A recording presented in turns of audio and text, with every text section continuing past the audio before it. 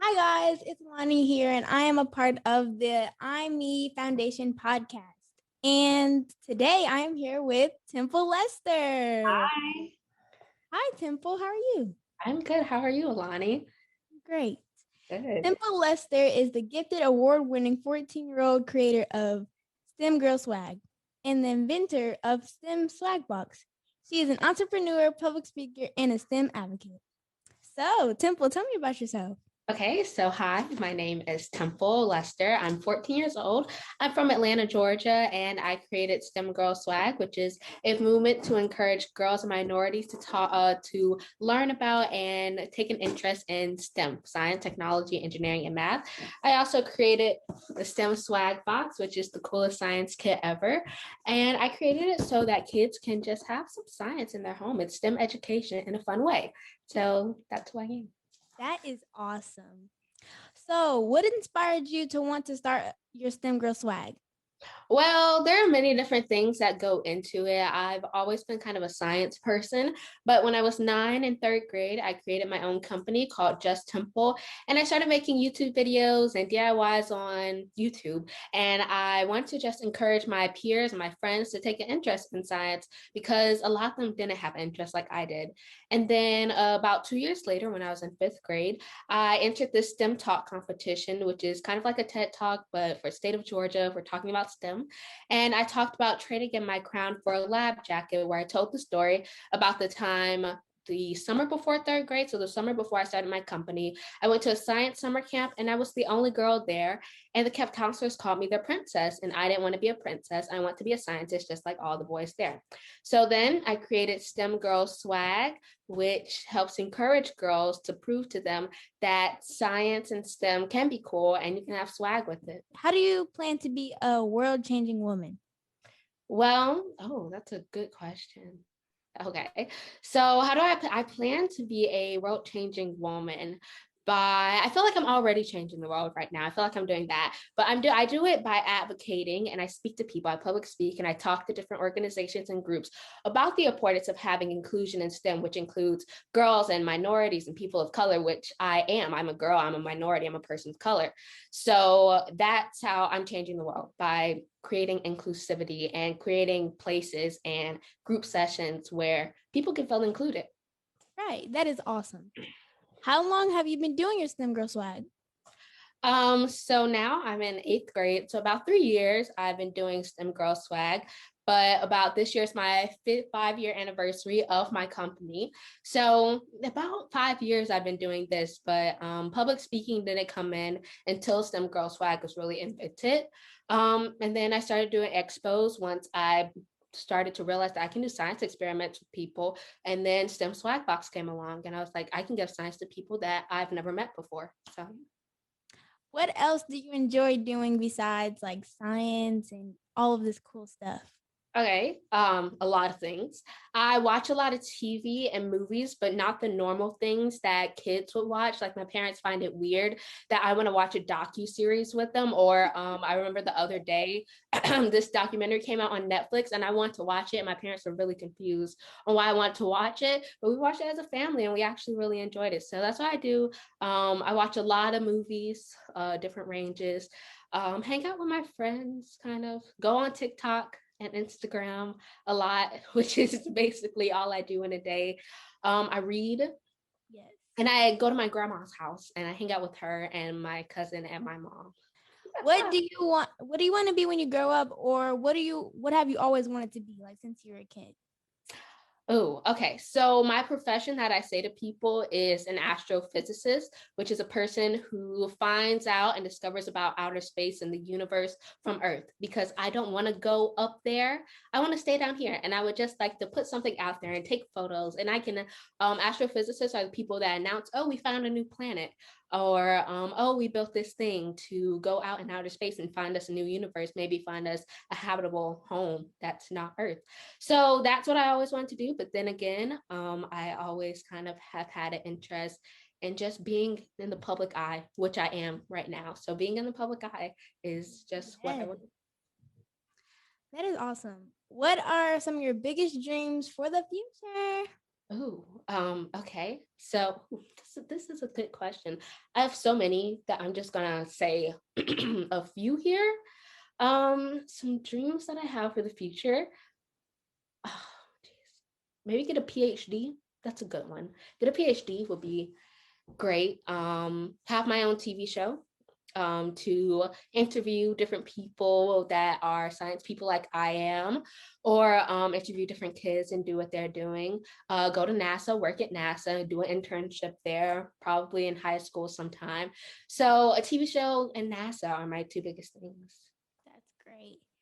Who are some women or females that you look up to? A cliche one that I say all the time because it's not really cliche, it's just totally what I believe. It's my mom because she's my manager. She's right here dancing, but she's my manager, she's my bestie. She's my chauffeur, drives me everywhere I need to go. And I learned a lot of what I do from her because she's an entrepreneur and she was the first person that I ever saw public speak, and I would always be in the front in the audience whenever she would go public speaking. And I remember she tells stories of how I used to laugh at her for how she pronounced things, and she was like, "Why are you laughing at me?" And so she says that all the time.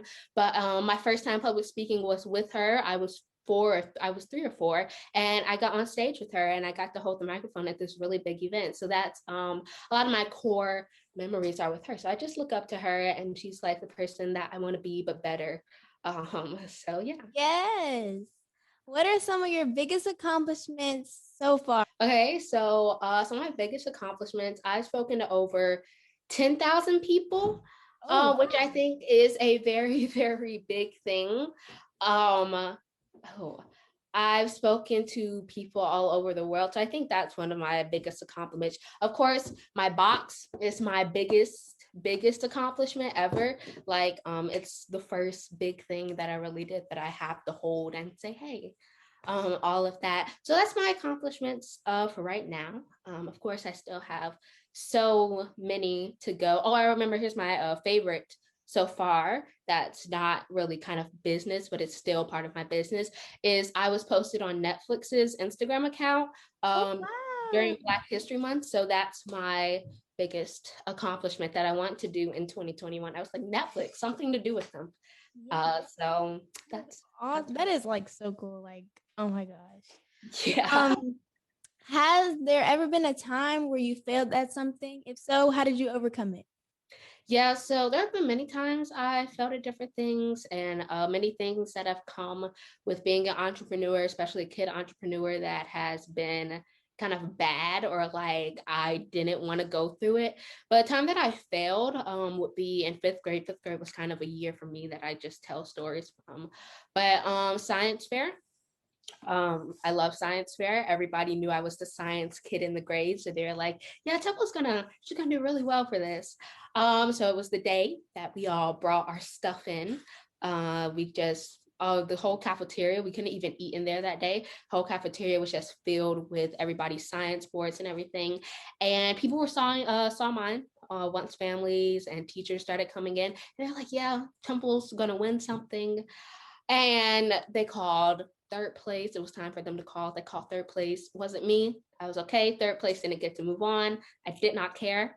They called 2nd place. Still wasn't me. I got a little shaky, but people started crowding around me and saying like, "Oh yeah, Temple's about to win."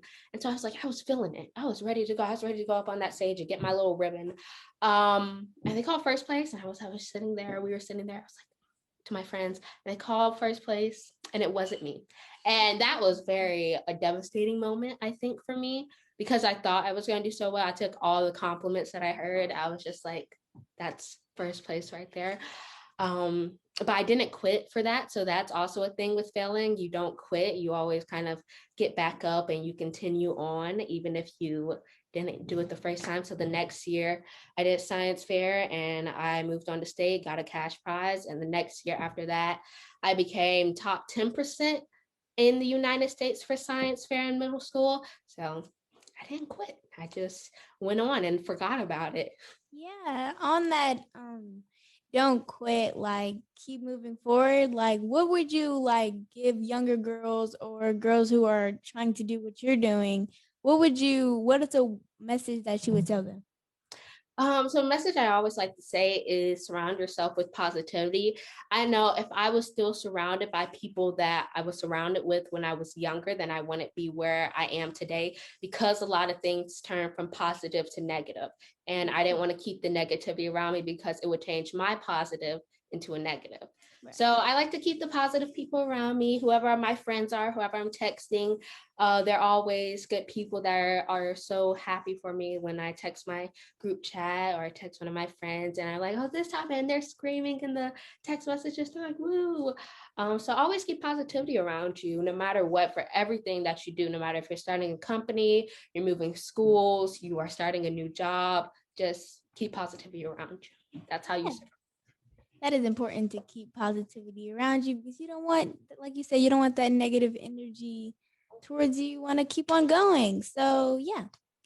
What group or type of people do you plan on influencing? Like what group of like girls or scientists or anyone? Like who do you plan on I want influencing? to influence everyone, but my main thing is influencing girls, especially girls of color, girls who have darker skin, girls who are underrepresented. Those are the girls that I want to see. One thing about my box is that it has my face on the back, which is my favorite part. It's whatever I say right here. It's my favorite part because I say if I ever gift the box or if a little girl is out there and she sees the box and she's never seen a girl that looks like her doing something that she's always wanted to do, then I can be that influence and I'm that person that's like, you can do this. You see me, you can do it.